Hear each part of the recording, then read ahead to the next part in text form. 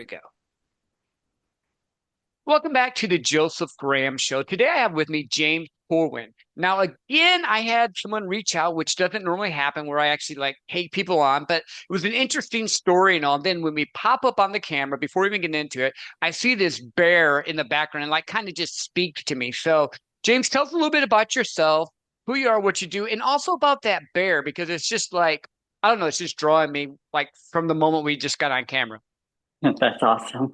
Yeah, sure. My name is James Corwin. I'm a wildlife artist and have been painting professionally for over a decade now. And I suppose what's a little more unusual about my story is that I'm an artist who has created a successful business behind what I do in creating original artwork, selling artwork, and also owning galleries and having a team that helps run it all. A lot of people still believe in the starving artist trope. And so I'm trying to break that a little bit and show that us artists can also be successful if we apply the right, business tools and choose to be. And this bear is a painting that I'm working on right now. Typically in my work, I paint wildlife that's realistic and detailed. And one of my favorite subjects to paint is a bear. And this is a idea I put together of a bear in Yellowstone. Right now, my bears are selling really well in the marketplace, and a lot of people are visiting Yellowstone. So I also try to create artwork that, you know, fits that niche and people are looking for. So hopefully, I just finished up detailing this bear this morning, and I'll finish up the background and then hopefully get it out for sale. No, that's awesome. Yeah, no, I love it. And I like the dichotomy in my head because, like you said, a lot of artistic people have a very great creative gift, but they don't have any business sense. You seem Right. to have a little bit of both, or at least surrounded yourself with the team so that you can take your works of art and share them, but actually make money and be profitable too. So that way you're not just a starving artist. So I love that. Have you always just been drawn to wildlife? How did you even get into that? Because that's a very distinct niche in like the art community. Yeah, I originally was painting landscapes. I didn't start painting wildlife till maybe like 5 years in or so. And that was because I took a trip to South Africa and was completely blown away and inspired by the animals there. And when I came back home, I just began painting what I saw and took pictures of. And what I like about painting wildlife is I feel like we can personify ourselves through the animals and we can feel more emotion through whatever I'm, creating that bear to be doing or looking at. And through the eyes, we can feel that too and much more than landscapes. And then I also feel like wildlife is a bit more marketable because everybody knows what a bear is. And if Hmm. I paint a bear, I have a much wider audience to market it to versus if I were to paint. I live in Montana, so I'm looking at the mountains out my window. And if I were to paint that mountain, not everyone knows where that is. So it's Yeah, much yeah. more site specific. No, I love that. I do. I'm more drawn to wolves. Like that's just been like a Oh, thing. I yeah. just like wolves a lot. Same. I've been to Montana a few times, Very mostly cool. Whitefish area, Glacier That's where I National grew Park. up. Yep, Yeah, it's heaven there. it is. Like I just gave the Yeah. secret away. Go to Yosemite, go to Yellowstone, Yeah, that's leave right. Glacier alone. The I glacier's know. beautiful. Um, no, I just think of all like the different symbolisms and stuff, and it's interesting. So do you, and this is just like a weird, quirky question, do you like believe in like spirit animals or stuff like that? Like I've heard Oh, people that are yeah, into that. Like, is the definitely. bear more yours, or like if I had one, I would say it's a wolf. And I'm not saying I'm super deep into that, but like that's the one that I kind of looked into a little bit. Yeah, yeah, it would be the bear for me. But interestingly enough, mountain lions show up more in my dreams than bears do. But I've never seen a mountain lion in the wild. I'd love to, but I tend to like painting things that I've seen in Mhm. person. Yeah.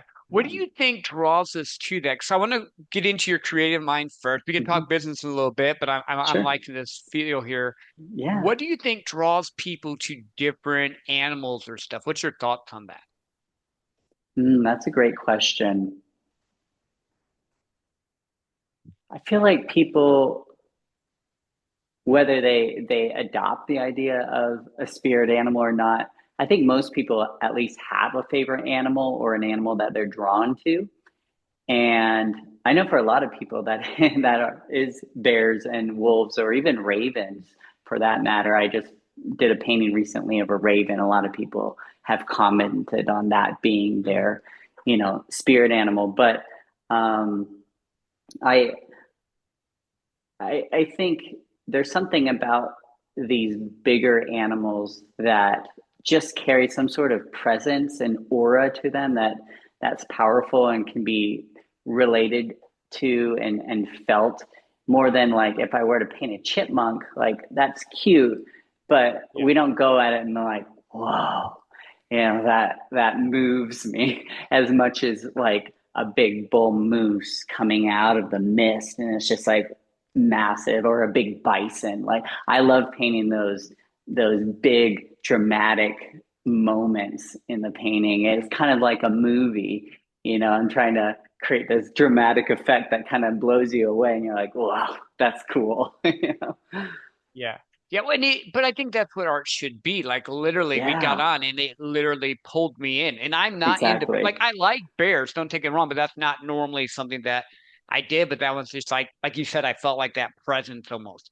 Was I guess a good way to describe it. So have you always been drawing like since you were little, or is this something that you just fell into? How did you even become an artist? Yeah, I drew a little bit when I was younger and then found myself dabbling more with music and writing music, creating music.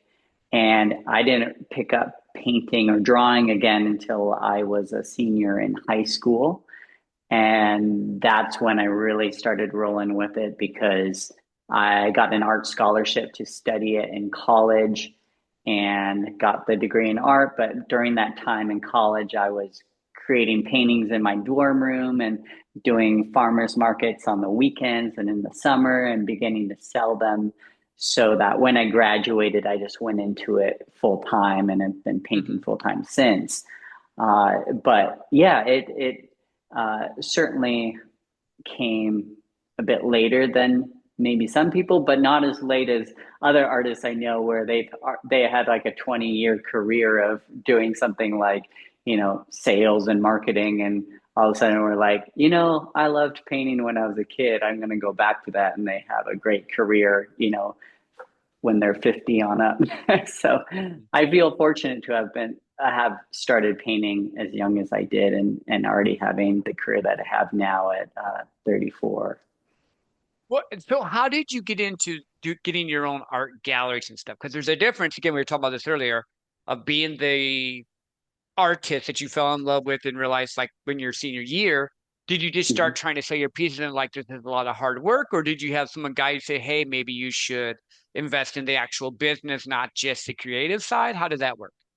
Yeah, so much of it has been through learning and doing myself. I wish I had a guide, and I've been searching for mentors and trying to find and source out guidance and help from people. And I have a little bit, but most of that has come from just reading books and listening to podcasts and just doing and learning and applying. And for me, owning a gallery was more of a strategic move out of necessity versus desire.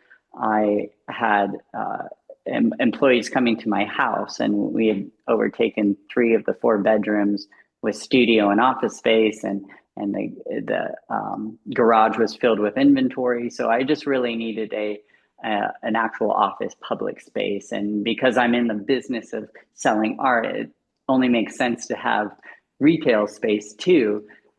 So I bought a building near where I live that was downtown where everybody's walking. And so I could move a gallery in there, but also have workspaces for all of us. and the team all still works there, and it's great because it allows a space for the employees to work and be able to show art and bring people to, but also be able to sell art and represent other artists' work and have shows for them too. No, I love that. And I'm assuming it's kind of different hats that you have to wear. When you're in your art Yeah. flow, you're just doing art, and then you got to go into the business flow. How do you, because a lot of people are always wanting to, you are the epitome of doing what you love and getting Hmm. paid to do it, which is amazing. A lot of people don't Yes. get to do that. So how do you balance both? Because I'm assuming you probably like the art side better than running the business, but the business makes sense so you can do the art. How do you balance that out? I would say it's the opposite. Sometimes I just want to only do business. I love Oh, doing the nice. art. I love painting, of course, and creating the paintings. But I also have such a passion for the business, and there's so much of me that wants to be able to, uh, you know, do these strategies and different things to grow in the business, but my time is so valuable at the easel. I have to delegate that out to somebody else, even though it's like I want to do that, you know. But Right, right. but uh, but balancing it is tough. It's trying to find the time of creating work and new paintings while managing the business. And I found that a lot of that I'm still figuring out, but it takes time, and it's finding, of course, the right people that can um, help take some of those tasks off my hands. But of course, that also takes leverage to Hmm. train them and also check in and make sure they are meeting whatever those goals or KPIs are, and continuing to train. So it's not so hands off, and Hmm. um, but you know I think with with painting, I've been doing it for so long too that I can put in my headset and talk to employees, talk to clients and customers all day long if I want, and I'm still painting. Like I don't, I, my brain can work on both at the same Hmm. time. I can have I could do a whole podcast conversation with you and still be painting. You know, it's, which is, I guess, nice to be able to do that too. Hmm. So a lot Well, and of is the it, business is done over the headset. yeah, no, I love that. So here's another thing I see with a lot of high achievers. You fall into the classification. I'm going to ask. You could say yes, you can say no. Do you have Mhm. ADHD or dyslexia? Yeah, I was diagnosed when I was a child and was on Adderall and stuff. But then I went through this biofeedback therapy where Hmm. they hooked me up to all these electrodes and taught me how to breathe properly. And it got Yep. me off the medication, and it brought me from like a failing student to an A+ student, Hmm. and just being able to focus and get work done, which is great.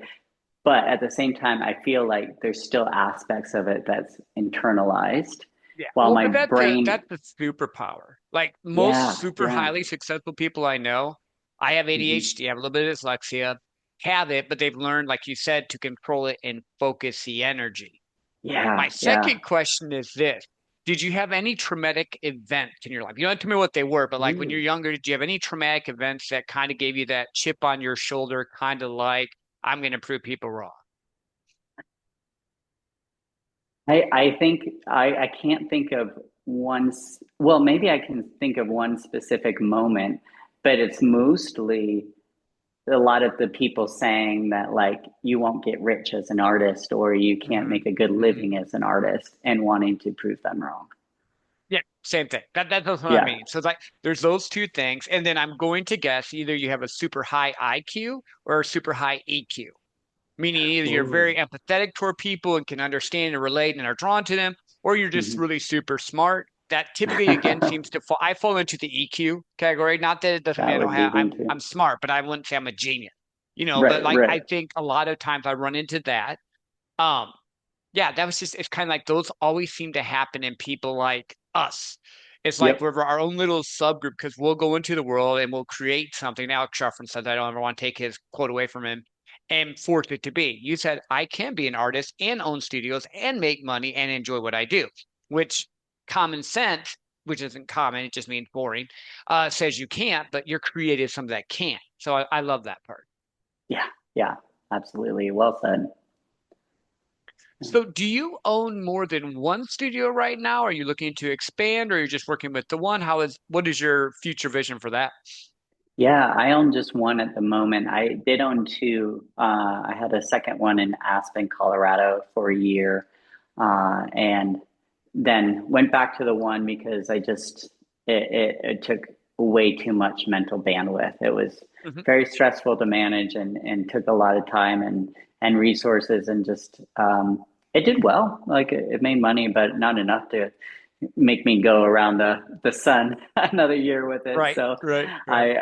I closed that, but I'd like to maybe try it again. But if I do, I learned so much from running Aspen Gallery from afar that I I am both cautious in doing it again to not make the same mistakes, but also knowing those mistakes, I think I could do it again, but I would need to implement, the right tools to be able to do so. And one of those is finding the key person to make that happen. Mhm. Yeah. So have you always been entrepreneurial? Because that's an entrepreneurial trait right there. You take a risk. It didn't work out, but you learned Hmm. from it and you grew. You didn't just like, oh, well, it's me. I can't do it. You're like, I might try it again because I know more now, but I need to have Yeah. the right XYZ in place. Have you always had the entrepreneurial side to you as well? Yeah. Yeah, definitely. I love it. I have to do it. If it's an idea that's in my mind for a long time, I'd rather do it and learn through it than always keep wondering what if or what would that be like. And of course, that isn't to say that I go into something, just willy nilly. I try to mitigate the risks as much as I Mhm. can and do a lot of research and which is what I did before opening Aspen. But there's so many other things, that I can't account for that happen. Mhm. Yeah. Well, yeah, you had to test and try, see if it worked. Aspen might not have been the right fit, but you learned from it. Hmm. Maybe next time it was whitefish, or maybe it Yeah, Coeur d'Alene or exactly. wherever. I'm just randomly throwing out places. I don't know wherever you Yeah, want to yeah, go with it.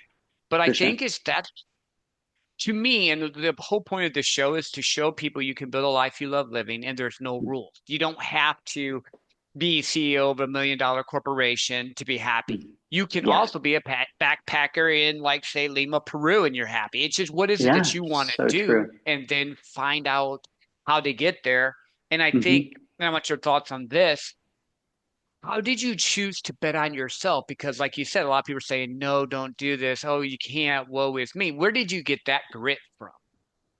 Yeah, I, I think it's maybe the reward of putting in. It takes so much hard work, right? There and it always will, I'm sure.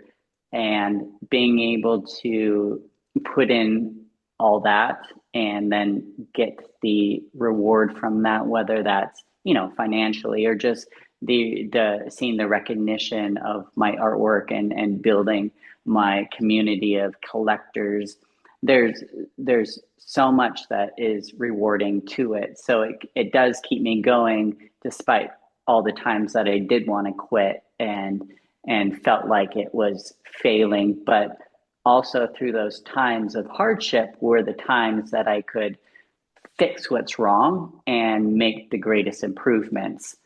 And so it might be like one step back, okay, now two steps forward. And then one step. So it's always I've learned that while it really sucks to be in those hard times and I hate it, I have to Mhm. also be, you know, higher in my mind and say, okay, but that's because something is broken or something, this is an opportunity to create something new that could fix whatever this problem is. It's like, why did people stop buying right now? Is it because people aren't spending, several thousand? Maybe they're willing to spend $20. What can you create for $20 that you could sell to 1,000 people that you already know? So It's, it's great opportunity. And also I just think it's just, it's more fun now. Hmm. Um, I've tried to not be so focused on growing for growth's sake and trying to really meet these bigger goals, which I still have, but I found it takes more time and resources to get there, and that can impose more stress on myself, especially if I'm not meeting those goals, and I can miss the enjoyment of the journey along the way. And I'm in more of the process now of like, wow, like I'm really enjoying and happy with where the business is at now, and being able to grow more slowly, but also with more refinement in how my business is structured, and really creating it to be more stable and solid. Does that make sense? No, it totally does. It's the whole, like we mentioned, testing and trying and then figuring out where it is. But you just gave the key that, like, all the internet gurus will say from promoting whatever, the joy is in the work, it's in the journey, it's in the Yeah, actual yeah. doing it. And when you go through the fire, for lack of better terms, that's when you learn and grow. If you're Yeah. winning, you're not going to change because you're winning. So sometimes Hmm. God, the universe allows stuff to come into your life so that you can learn and grow to become the better person, what you want to be, how it wants to be set up. No, I love Yeah. that. I think that's the thing that is so subtle because everyone Hmm. wants to be a multimillionaire. Everyone wants to own the business. Well, they want the perks of owning the business, but Yeah. they don't always want the struggles, the journey, the 100% ownership. The last, it stops here with me, you know? So I think that Yeah. Yeah. that's key with what you said. Well, and with the wanting to be a multimillionaire, there's sacrifices that you have to make to be there and to get there. And the question is whether or not you want to make those sacrifices. And there's sacrifices that I know I could make to get there, but I don't want to make that. I don't want to, be away from my home and family for periods of time, and be working, 16-hour days in and out. And, it, there's ways to get there more slowly and Hmm. more intentionally than you know, just trying to explode and utilize the time I have to trying to, you know, force myself there. Does that make sense? Because Yeah, no, it totally I, makes sense. because it's like, okay, so I get there, but was it, am I now strapped on time and trying to uphold so many little pillars of the business and income streams and things that it just make me want to tear my hair out. Who Yeah, knows? yeah. It's hard to say, but I I just see other people who are operating at those levels, and I'm like, you don't have time to even enjoy the income that you have. Like, Mhm. I want to be able to go on a hike in the afternoon and take that time off to be outside in nature because I love it, and not because, I have to be on, 15 Zoom calls with whatever. Yeah. Right, right. No, I think that's key. Again, is what do you want out of life? You know, you can still Yeah. become a millionaire. Maybe it just takes a little bit longer. Or Yeah. if you're making 2 to 500,000 a year, you're doing better than 99% of the world, and you can live a pretty good life there. What is your Exactly. end goal? I think that's what people need to realize because I think so many times we think, oh, you have to be a millionaire. Well, what does that mean, and what does it come with? Or you just make Hmm. really good money. You can go on trips. You can hike in the afternoon. You own your own business and you have a life you love. I mean, it doesn't matter. I have friends that are billionaires. I have friends that are millionaires. I have friends that make 40,000 a year and they're happy. What Yeah. do you really want out of life? I think that is key. We're not done yet, but where can people find you? Yeah, jamescorwin.com, Corwin, or just punch James Corwin into Google and all my art and websites will come up. Perfect. And we'll put Yeah, that in the show notes and everything as well. Um, awesome. I'm thinking back to the Raven thing now, and I know I do bounce around a little bit on my show, just FYI. That's great. No Is worries. that I'm wondering if it's because like Vikings and the Last Kingdom and like the Norse, Swedish pagan type of stuff is kind of resurfacing. I'm a big Last Hmm. Kingdom fan. I Yeah. like Vikings too. Is that where you think that the liking of the Raven again comes? Because that was definitely them, and then for a while their Ravens were just annoying birds.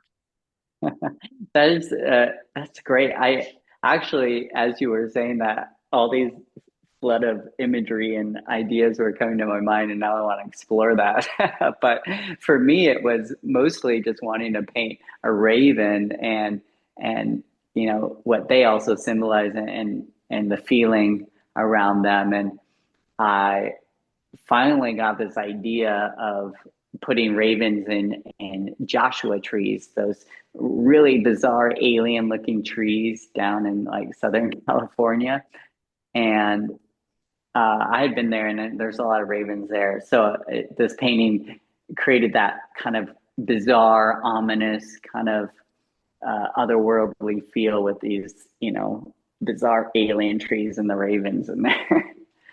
No, I like that. I like that. I have to check out your stuff because I'm like I said, I'm into that type of thing. Like anything pre-gun, I like. Mhm. Like I Oh just have yeah, been drawn to like the ancient world, the ancient Greeks. I like them, the Romans, the Persian. yeah, I yeah. like the Norse, Danes. I call them Norse and Danes because that's really where they were. Viking just means to go raiding, but people call them the Vikings, so I understand why they do. But that was the pirates, raiders of the day. They're just going in Cool. raiding. That's what it means. Yeah, Um, yeah. but yeah, no, I've been intrigued on that type of stuff for a while. So that's why I was asking on the Raven Parks. I'm like, man, that's just I'm wondering is it because there was a resurgence with this, or it was the TV shows, or the bears and I wolves, think it'd yes, be a for I cool agree. idea. Now that I think Mhm. about it, like I definitely want to look into that more, especially if there's a resurgence. It'd be nice to Well, yeah, because Vikings create came something on out. that. Yeah, Vikings and Last Kingdom came out in the last 10 years. And Yep. like I see so much more stuff. Then you have like Marvel and Thor, but that's not really Viking-ish. It kind of is comic book thing. But Yeah. like the Ravens, Yasserol or the World Tree, all that type of stuff. So yeah, Cool. that type of stuff intrigues me a little bit. Yeah, yeah, me too. That's great. So before I let you go, is there anything Sure. that we didn't talk about that you were thinking about that you wanted to? It can be on art, it can be on business, it can be on purpose, Mm. whatever you want that maybe the listeners need to hear. Ooh, that's a great question. You've asked some really good ones. Yeah, I just think for maybe even I guess it doesn't even matter on age, whether you're younger or older, but I just like what you had said on finding happiness and purpose and expanding upon that and just if you truly do find happiness in the grind and that's where you feel fulfilled, then by all means, continue doing that. But also realize that we all hear this all the time, but I always like to remind myself that life is short and I feel like life goes faster and faster as I get older. And I just really want to be mindful of the present moment. And I think at whatever capacity we are operating in, to just daily just be reminded that, wow, like it's just take time to smell the flowers. I I love like that. I smelling the love that. flowers. Yeah. Yeah. What's your favorite flower? Gosh, I have a few. Maybe favorite to look at could be the Indian paintbrush, but favorite to smell. I love the smell of wild roses. Every time I Mhm. see one, I always smell them. But No, that's awesome. That's yeah, awesome. Yeah, my wife we're in Arizona, but she's figured out a way to grow roses because she has roses in our cool, backyard. She has a sweet. garden. She really likes irises. That's her favorite flower, and they're Yeah. very rare. So, Oh yeah. or they're rare in when they bloom and when they come in and all. But yeah, no, I think I, I, Probably a rose. I would have to say would be the best smelling flower that I've run Yeah. into. Like I think Oh about yeah. stuff like that, like seeing them, but half the time I don't even know what the type of plant it is. So it could Right. be a flower and I'm like, oh, that just smelled good. I don't know. But it's like it's cool. But I definitely know she has like different types of roses she can get and all. So it's I pretty love it. interesting. That's so cool. Yeah, I got really into that when I owned my house. Uh, Previous house, I grew lots of roses and climbing roses, and they're a fun hobby. Mhm. Well, but it's finding what makes you happy. Like she makes soap for us now. Like Nice. she now at this point gets to be a stay-at-home mom because I've done well enough with my day Love job and that. sales and business and all. Yeah, But love now that. she's like doing soap. She homeschools our daughter, does a bunch of different really cool crafty That's so stuff that great. I could not. Well, I could probably learn to do, but it wouldn't be half as good, and it's not my zone of So, genius. So yeah, it's yeah. like you find the right partner that works for you, so they can I bring love out it. the better side in you in that regard. But no, I Oh yeah, appreciate you, James. absolutely. Thank you for being on the Likewise. show. And guys, Thank for you. everyone listening, go and live a life that you want to wake up to. No rules, no regret, because like James said, life is short and we only get so much time here. So do it doing things you love with people you Mhm. love and experiences that you want to remember.